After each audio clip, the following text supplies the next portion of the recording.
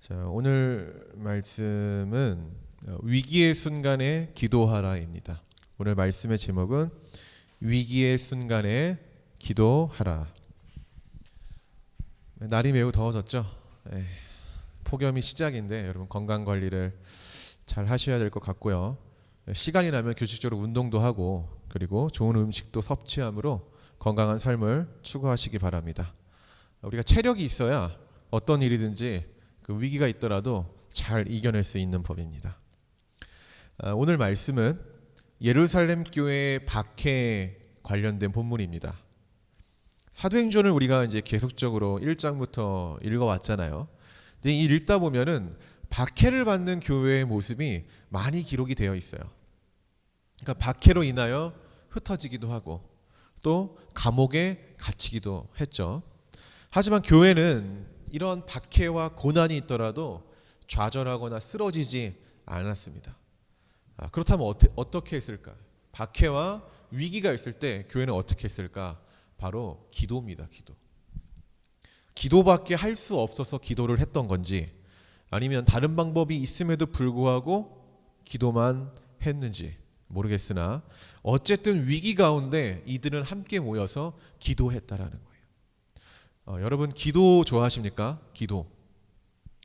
이 기도라는 게 처음에는 조금 힘들지만은 이 기도의 삶을 계속적으로 이렇게 우리가 살다 보면은요, 우리의 삶에서 때론 놀라운 일들이 일어나기도 해요. 생각지도 못한 내 능력으로는 불가능했던 그런 일들이 기도를 통해서 또 일어나기도 합니다. 오늘 본문에서 예루살렘 교회 성도들은요, 기도를 통한 놀라운 일들을 경험을 해요. 오늘 우리는 그 말씀을 볼 것이고요. 또한 이를 통해서 여러분들이 기도를 사모하게 되고 기도의 능력을 경험하는 시간이 되기를 바랍니다. 우리 1절부터 4절까지 말씀을 보도록 하겠습니다. 시작. 그때 헤롯 왕이 손을 들어 교회 중에서 몇 사람을 해하려 하여 요한의 형제 야고보를 칼로 죽이니 유대인들이 이 일을 기뻐하는 것을 보고 베드로도 잡으려 할세 때는 무교절 기간이라 잡음에 옥에 가두어 군인 내식인 내패에 맡겨 지키고 유월절 후에 백성 앞에 끌어내고자 하더라. 아멘. 자, 헤롯 왕이라는 사람이 나옵니다. 이 헤롯 왕은 본문을 보니까 예루살렘 교회를 박해하기 시작했습니다. 사실 그 전에는 유대인의 지도자들, 그러니까 종교 지도자들이 이 초기 교회를 박해했거든요. 그런데 이제는 한 나라의 왕이 자기의 그 정치적인 힘과 권력을 가지고 교회를 박해하기 시작합니다. 자, 그런데 우리가 여기서 질문할 것, 왜 헤롯 왕은 자신의 권력으로 예루살렘 교회를 박해하기 시작했을까요? 왜 헤롯 왕은 갑자기 박해를 하기 시작했을까? 교회를. 사도행전 12장에 오늘 본문에 나오는 헤롯 왕은 그 헤롯 대왕의 손자인 헤롯 아그리파 1세예요. 근데 이 사람은 상당히 정치적인 사람입니다. 이 사람은 어린 시절 로마에서 양육을 받아요. 양육을 받고 로마 황제의 가족 그 몇몇 사람들과 친한 친분을 가지고 있습니다. 당시 동갑내기 글라우디오와 디베료의 조카 손자인 가이우스도 이제 친분이 있던 것 같아요. 나중에 이 가이우스라는 사람이 디베료에게 황제를 계승했을 때, 그러니까 황제가 됐을 때, 가이우스는 헤롯 아그리파 1세에게 왕이라는 호칭과 더불어 영토를 또 하사해요. 그리고 이 헤롯이라고 할게요. 헤롯은 그 땅을 다스립니다. 이 헤롯에게는 지속적인 권력의 욕망이 있었어요. 그런데 이 자신의 욕망을 계속적으로 채우기 위해서는 많은 사람들의 정치적인 지지를 받아야 합니다. 그렇죠. 아무리 왕이더라도 백성이 인정하고 지지하지 않으면은 왕으로서의 그 힘을 낼 수가 없잖아요. 그러니까 이 헤롯 왕은 그 힘을 더 얻기 위해 지지가 필요했어요. 그래서 유대인들이 원하는 일을 해줌으로 유대 지도자들을 자신의 지지 세력으로 만드는 거예요. 그래서 지금 교회를 박해하는 거예요. 왜냐하면 유대인들은 교회를 싫어했으니까. 그는 자신의 정치적 세력을 얻기 위해 유대인들 편에 서서 교회를 탄압하고 교회 지도자 중 한 명인 오늘 누구를 죽입니까? 야고보를 죽입니다. 야고보. 자신의 목적을 위해 수단과 방법을 가리지 않았다라는 거예요. 자, 헤롯 대왕에게 죽임을 당한 순교자 야고보는 어떤 사람이냐면은 예수님의 제자이고요. 예루살렘 교회의 그 핵심 지도자들 중에 한 명이었어요. 이 클레멘스라는 사람의 기록에 따르면은 이 야고보가 감옥에 갇혀 죽는 그 순간까지 뭘 했냐면은 복음을 전했다라고 얘기를 해요. 감옥에서도. 야고보는 자신을 지키고 있던 그 간수가 있잖아요. 간수들에게 복음을 전했고 야고보의 이 복음 증언에 감동을 받아서 그 간수가 그리스도인이 되었다라는 기록이 있어요. 그러니까 야고보는 죽음의 순간에도 복음 전함의 이 기회를 놓치지 않았던 것 같아요. 어쨌든 헤롯은 이런 야고보를 죽입니다. 그리고 유대인들의 열렬한 지지를 받아요. 환호하죠, 유대인들이. 왜? 자신들이 원하는 걸 해줬으니까. 정치란 게 원래 그렇잖아요. 이 원하는 걸 해주면 이 정치인들을 지지하잖아요. 자, 유대인들은 헤롯이 야고보를 처형한 것을 아주 기뻐했고 헤롯을 열렬히 지지했습니다. 야고보를 처형한 것으로 헤롯은 자신의 목적을 어느 정도 이룬 거예요. 그러나 여기서 멈추지 않았다는 거예요. 헤롯의 야망은 더 컸어요. 그래서 헤롯은 이 유대인들로부터 긍정적 반응을 얻은 이 일, 교회의 지도자를 죽이는 일을 한 번 더 하려고 해요. 근데 이번에는 야고보가 아니라 누구죠? 예루살렘 교회 최고 지도자인 베드로를 잡아다가 죽이려고 합니다. 당시 베드로는 어떤 사람이냐? 이 예루살렘 교회의 상징적인 사람이에요. 실질적인 리더고. 근데 그를 죽인다면은 헤롯은 유대 지도자들의 엄청난 더 지지를 받게 되는 거고 지원을 받게 되는 거고 나라를 자신이 원하는 대로 통치할 수 있으며 자신의 야망을 넓힐 수 있는 거죠. 그러니까 이런 목적 때문에 자신의 것을 이루기 위해서 사람을 죽이는 행동을 했다라는 거예요. 헤롯이. 자, 그런데 성경을 계속 보면은 베드로를 무교절이라는 기간에 잡았다라고 얘기를 해요. 잡았지만은 바로 죽이지 않고 감옥에 두었다가 6월절이 지나면 유대인들 앞에서 공개 처형을 할 계획이다라고 성경에 기록되어 있습니다. 우리 4절 한번 3절 4절 읽어볼까요? 유대인들이 시작. 유대인들이 이 일을 기뻐하는 것을 보고 베드로도 잡으려 할새 때는 무교절 기간이라 잡음에 옥에 가두어 군인 내식인 내 패에 막혀 지키고 6월절 후에 백성 앞에 끌어내고자 하더라. 바로 죽일 수 있잖아요. 근데 그러지 않고 어느 정도의 기간을 감옥에 가둬놨다가 6월절이 지나면은 죽이려고 합니다. 근데 헤롯은 왜 그랬을까? 바로 죽이는 게 더 효과적일 수도 있는데 왜 이 기간을 좀 지난 다음에 죽일까? 이 또한 유대인들의 지지를 얻기 위한 헤롯의 하나의 또 계획인 거예요. 우리가 마가복음 14장 1절에서 2절을 한번 찾아볼까요? 마가복음 14장 1절에서 2절입니다.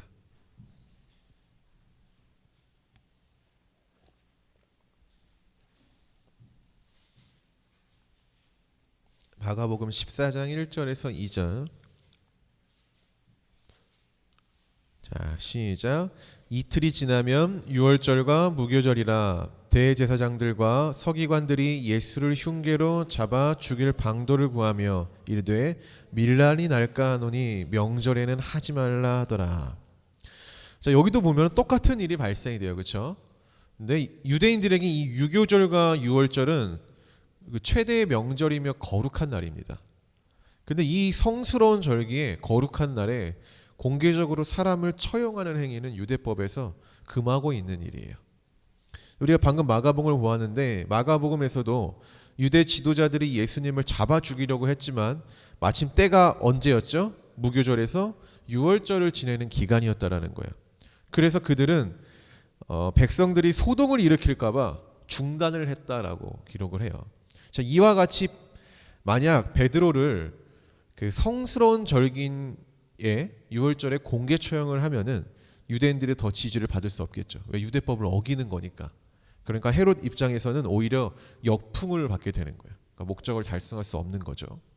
그래서 헤롯은 베드로를 감옥에 가두었다가 유대인들이 거룩하게 생각하는 절기가 지난 후에 죽이려고 합니다.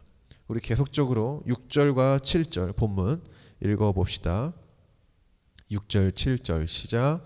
헤롯이 잡아내려고 하는 그 전날 밤에 베드로가 두 그린 틈에서 두 쇠사슬을 메어 누워 자는데 파수꾼들이 문 밖에서 옥을 지키더니 호련히 주의 사자가 나타나매 옥중에 광채가 빛나며 또 베드로의 옆구리를 쳐 깨워 이르되 급히 일어나라 하니 쇠사슬이 그 손에서 벗어지더라. 아멘. 자, 보통 죄수 한 명이 그 죄수 한 명에게, 그러니까 죄수가 한 명이 있잖아요. 그러면 보통 그 군인 한 명이 지키는 게 그냥 일반적인 관례였어요. 그러니까 쇠사슬을 매는 게 일반적인데 베드로는 좀 특별한 감시 대상으로 이 양 옆에 군인들이 있었고 그의 두 손목에 쇠사슬이 묶여 있었습니다. 그리고 감옥 바깥에는 두 군인들이 지키고 있었다라고 성경은 말하죠. 그러니까 겉으로 보기에는 이런 거죠. 전혀 구조될 가능성이 없는 상황이다라는 것을 지금 말해주고 있는 거예요. 지금 베드로는 전혀 구조가 될 수 없는 그런 상황에 묶여 있다. 그런데 구조될 가능성이 전혀 없어 보이는 상황에서 이 유월절이 끝나기 바로 직전 베드로에게 기적이 나타납니다. 하나님은 베드로 그 손에 묶여 있는 쇠사슬을 풀어주셨고 베드로가 감옥에 빠져나올 수 있도록 이 기적적으로 이끌어 주셨다라는 거예요. 자, 하나님이 어떤 분입니까? 우리의 하나님이 일말의 가능성도 없는 상황에서도 하나님의 일을 하시고 구원을 베푸시는 분이라는 거예요. 우리는 이런 하나님을 놓쳐서는 안 됩니다. 하나님은 우리의 시각에서 아무 희망이 없고 그리고 소망이 없는 그런 상황에서도 기적을 베푸시며 그 놀라운 일들을 행하실 수 있는 그런 분이다라는 거예요. 여러분 그 하나님을 믿으시기 바랍니다. 근데 여기서 흥미로운 부분이 하나 있습니다. 다음 날이면 공개적으로 죽음을 맞이해야 하는 베드로가 오늘 본문에서는 어떻게 하고 있죠? 잠을 자고 있다라는 거예요. 잠을. 도대체 어찌 저렇게 태연하게 잠을 자고 있을까? 그러니까 당장 내일이면 죽잖아요. 베드로 입장에서는 유월절이 오늘 딱 끝나니까 이 하룻밤만 지나면은 그냥 베드로는 이제 죽게 되어 있어요. 하나님께 도움을 구하며 더욱더 기도를 해도 그 모자랄 그런 시국에 근데 베드로는 평안하게 공포에 떨지도 않고 잠을 자고 있다라는 거예요. 도대체 베드로가 이렇게 평안할 수 있었던 이유는 무엇일까요? 여러분은 내일 당장 사형을 당해야 하는데 이렇게 평안하게 잠을 자고 있을 수 있겠습니까? 쉽지 않겠죠. 베드로가 감옥에 갇힌 적은 오늘이 처음이 아니에요. 우리가 사도행전 설교를 계속 들었는데 그는 과거에도 사도들과 함께 복음을 전하다가 유대 지도자들에 의해서 감옥에 갇혔어요. 감옥에. 그런데 그때도 베드로는 하나님의 기적과 같은 도우심으로 감옥에서 나온 경험을 합니다. 감옥에서 나온 경험. 똑같은 경험을 했다라는 거예요. 그러니까 베드로는 하나님의 능력, 똑같은 상황에서 이 하나님의 능력을 경험해 봤던 사람이에요. 아, 그때도 하나님이 나를 이렇게 구해 주셨지. 내가 어떤 죄가 있어서 지금 감옥에 갇힌 게 아니라 주의 복음을 전하다가 내가 감옥에 갇혔는데 그때도 나를 구해 주셨듯이 이번에도 나를 구해 줄 거라는 믿음이 있었던 것 같아요.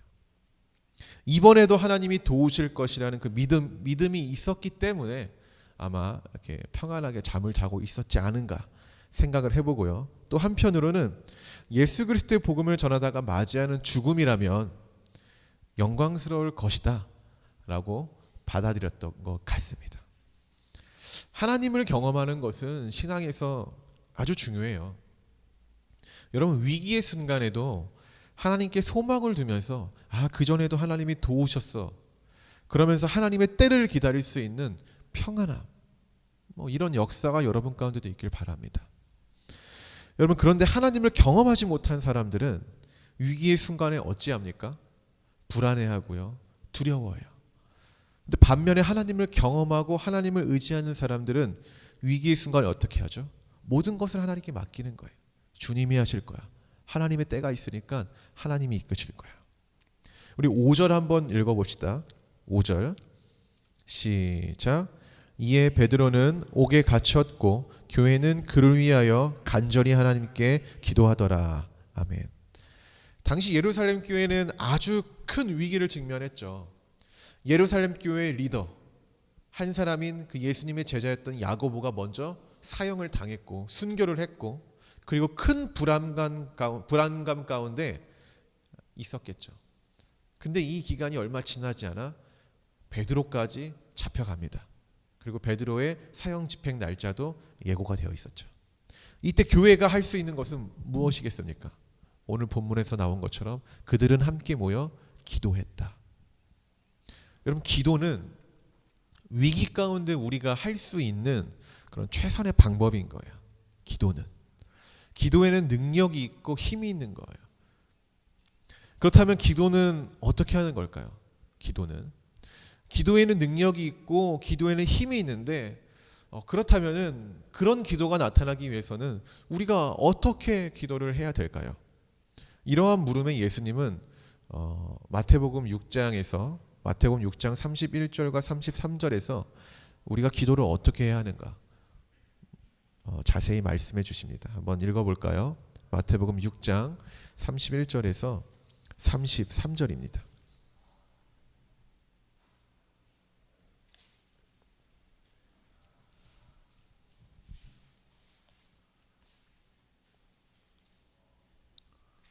마태복음 6장 31절에서 33절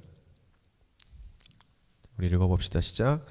그러므로 염려하여 이르기를 무엇을 먹을까 무엇을 마실까 무엇을 입을까 하지 말라.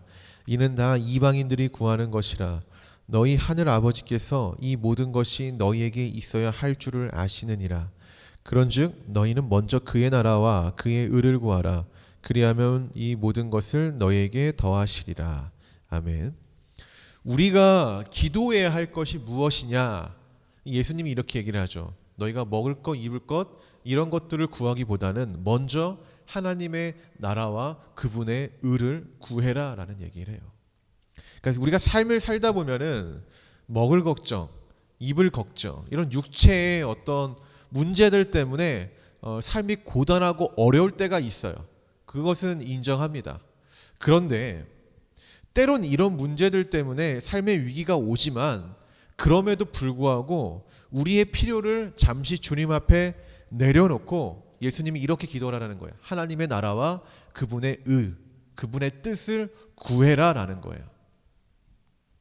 여러분, 물론 쉽지 않죠, 이것이.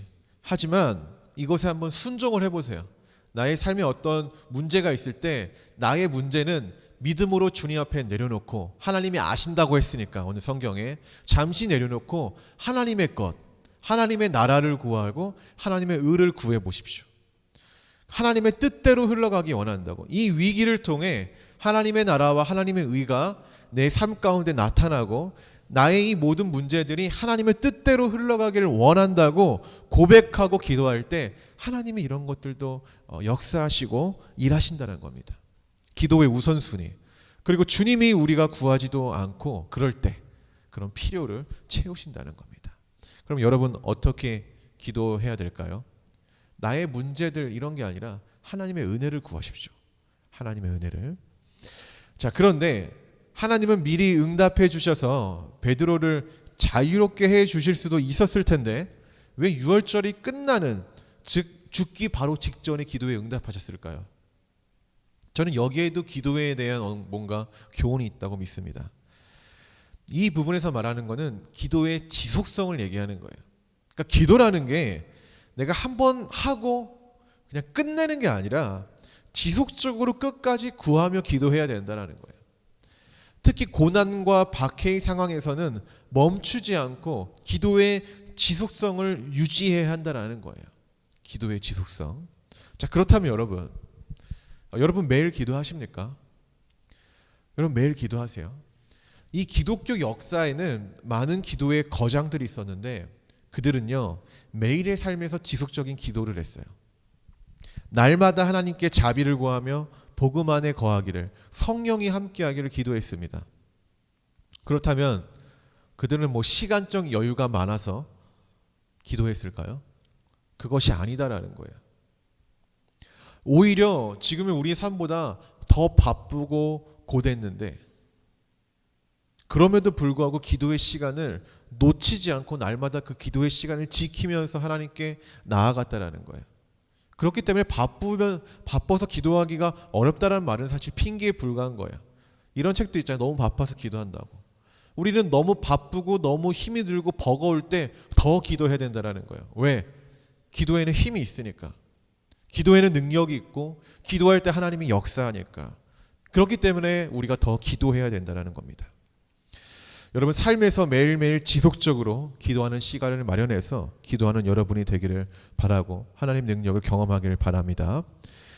계속적으로 위기의 순간 교회의 지속적인 기도가 응답이 되어 결국 이 베드로는 자유롭게 돼요. 감옥에서 풀려납니다. 그리고 자신의 동료들을 찾아가요. 오늘 본문 12절에서 17절까지 말씀을 읽어봅시다. 12절 시작. 깨닫고 마가라는 요한의 어머니 마리아의 집에 가니 여러 사람이 거기에 모여 기도하고 있더라. 13절 시작. 베드로가 대문을 두드린데 로데라는 여자아이가 영접하러 나왔다가 베드로의 음성인 줄 알고 기뻐하여 문을 미처 열지 못하고 달려들어가 말하되 베드로가 대문 밖에 섰더라 하니 그들이 말하매 내가 미쳤다 하나 여자아이는 힘써 말하되 참말이라 하니 그들이 말하되 그러면 그의 천사라 하더라. 베드로가 문 두드리기를 그치지 아니하니 그들이 문을 열어 베드로를 보고 놀라는지라. 베드로가 그들에게 손짓하여 조용하게 하고 주께서 자기를 이끌어 옥에서 나오게 하던 일을 말하고 또 야고보와 형제들에게 이 말을 전하라 하고 떠나 다른 곳으로 가니라. 아멘. 자유롭게 된 베드로는 지체하지 않고 어디로 갑니까?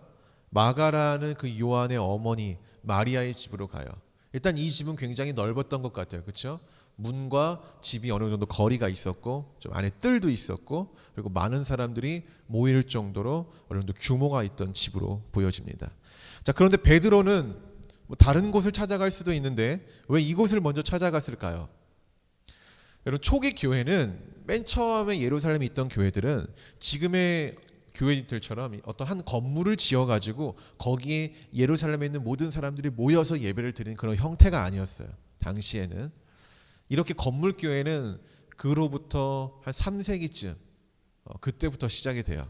근데 특히 이 예루살렘 교회는 우리가 사도행전을 보면서 느낀 게 뭐냐면은 성도들이 굉장히 많았다라는 거예요. 그렇죠?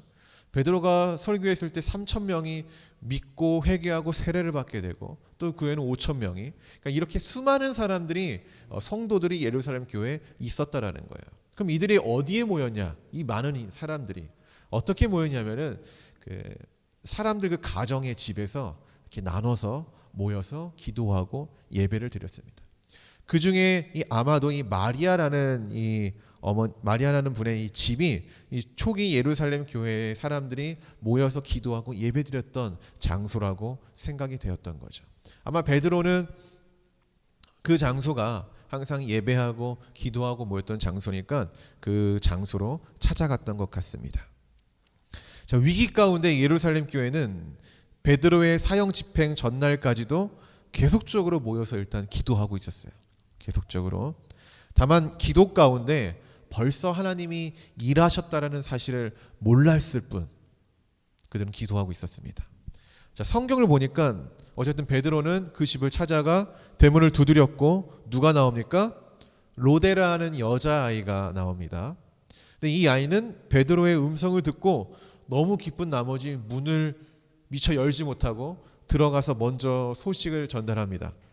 그러나 기도하던 예루살렘 교회 성도들은 이 로데 여자아이의 말을 믿었을까 안 믿었을까요? 믿지 못했어요. 오히려 뭐라고 하죠? 내가 미쳤다. 좀 아이러니해요.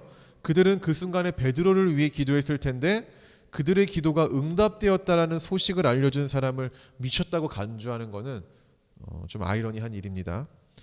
만약에 저였으면 되게 기분이 좋았을 것 같아요. 그럼에도 불구하고 이 로데라는 여자아이는 사실이라고 말했지만은 여전히 믿지 않습니다.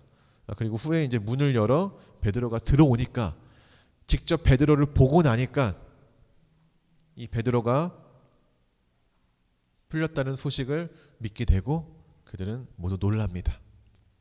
여러분 기도할 때 이 응답이 될 것을 믿고 기도하십니까? 아니면 그냥 될 대로 되라라는 식으로 기도를 하십니까? 돼도 그만 안 돼도 그만. 혹시 기도를 하고도 하나님이 응답하셨는지도 우리가 모르고 이렇게 지나치진 않습니까? 개인적인 방법이지만은 여러분 기도할 때 기도의 내용을 어딘가 이렇게 기록해 두는 방법을 사용하고 기도를 한번 해보십시오.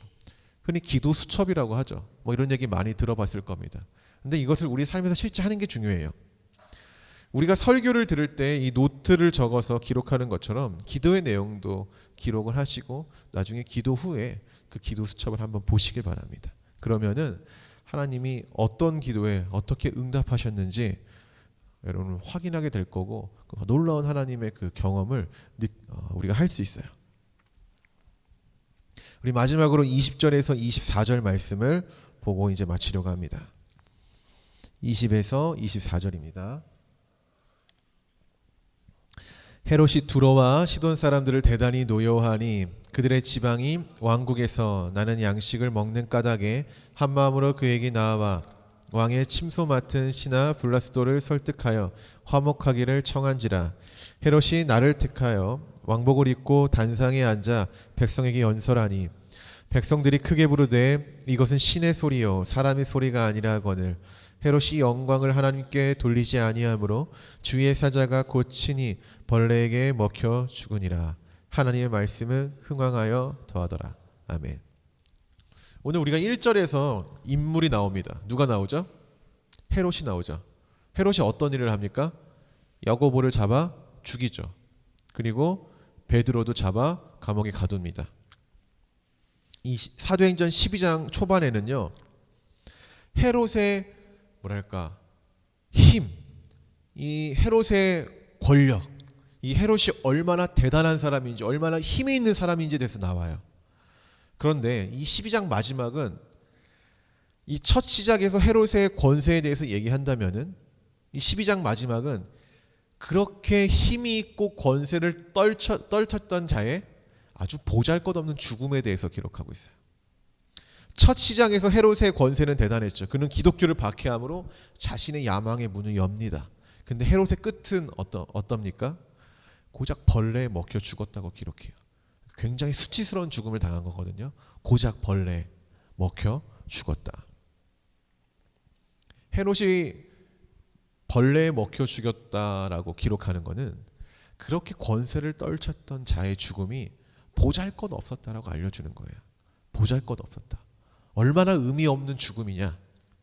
그렇게 야망을 위해 살아갔던 그런 사람의 이 마지막이 얼마나 보잘것 없고 얼마나 초라하냐라는 걸 보여주는 거예요. 우리가 스데반 집사님의 죽음은 성경이 뭐라고 기록합니까? 예수님이 보좌에 일어나서 그것을 목격하고 할 정도로 아주 영광스러운 죽음이라고 기록을 하지만은 교회를 박해하고 하나님의 영광을 가로챘던 이 헤롯 왕의 죽음은 보잘것없다라는 거예요. 아무것도 아니라는 거예요. 여러분들은 우리도 언젠간 죽게 되지 않습니까? 영원하지 않으니까. 물론 지금은 우리가 아직 젊기 때문에 그것이 더 먼 이야기처럼 느껴지지만은 우리도 언젠간 죽음을 맞이하게 되어 있어요. 그런데 여러분 어떤 죽음을 원하십니까? 헤롯 왕처럼 보잘것없는 정말 허무하게 벌레에 그냥 물려서 죽어버리는 그런 죽음? 정말 허무한 죽음? 아니면은 뭔가 이 땅에 영광스러운 것들을 남겨놓고 유산으로 남기는 그런 영광스러운 죽음. 어차피 죽게 되는데 이 둘 중에 어떤 걸 택하시겠습니까? 한번 생각해 보시길 바랍니다. 여러분 교회를 박해했던 그 권세자가 하나님 앞에서는 보잘것없는 존재고 아무것도 아니라는 거예요. 성경에 이런 말씀이 있죠. 푸른 마르고 꽃은 시드나 주의 말씀은 영원하다. 하나님의 말씀만이 흥왕하며 영원한 겁니다. 여러분 그 영원한 영광스러운 죽음을 준비하는 자들이 되기를 바랍니다. 결론입니다. 위기의 순간에 교회는 어떻게 했죠? 함께 모여 기도했습니다. 그리스도인들에게 기도는 우리가 할 수 있는 최선의 행위예요. 다만 기도하기를 멈춰서는 안 됩니다. 기도는 한 번 하고 그냥 끝나는 게 아니라 끝까지 하는 거예요. 지속적으로. 또한 기도를 하면서 하나님의 그 일하심에 기대하며 소망을 둬야 돼요. 우리는 그것을 믿음이라고 합니다. 기도가 응답이 되었는데도 그것을 바라보지 못하면 안 되겠죠. 항상 하나님이 어떻게 일하실지를 생각하며 여러분 살아가십시오. 소망 가운데. 그렇다면 놀라운 하나님을 여러분 경험하게 될 겁니다. 매일의 삶에서 기도의 시간을 여러분 사수하셔야 돼요. 되도록 짧은 기도가 아닌 오랜 시간 기도할 수 있는 시간을 확보하고 방해받지 않고 집중할 수 있는 공간을 찾으시기 바랍니다. 하나님의 기도 가운데, 하나님은 기도 가운데 일하시고 기도를 통해 우리와 교제하기를 원하십니다. 마지막으로 기도는 힘이며 능력입니다. 아멘. 우리 기도합시다.